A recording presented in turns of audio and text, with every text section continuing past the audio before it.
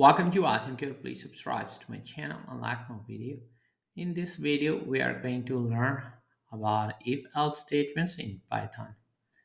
Sometimes we want to take an action when the conditional test passes and a different action in all other cases.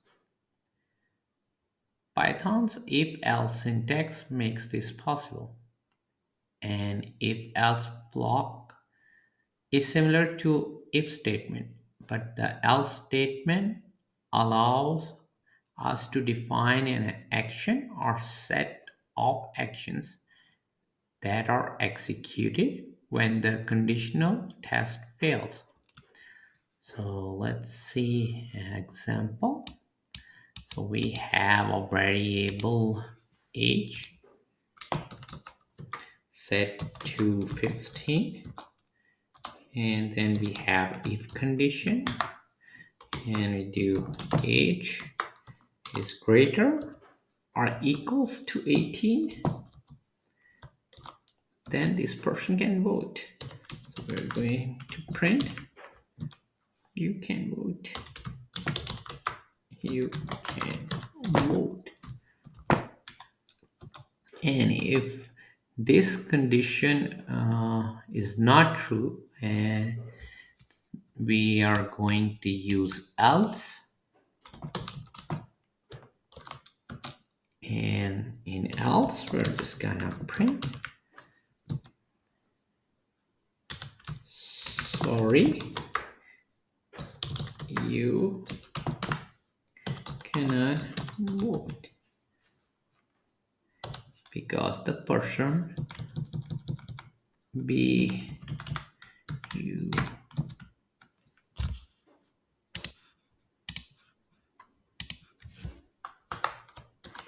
So person is too young. It is the person's age is not greater or equal to 18, then this condition will be executed. So first we are going to check this condition. If it is true, then this message is printed, and else condition over here, the statement under the else will not be executed.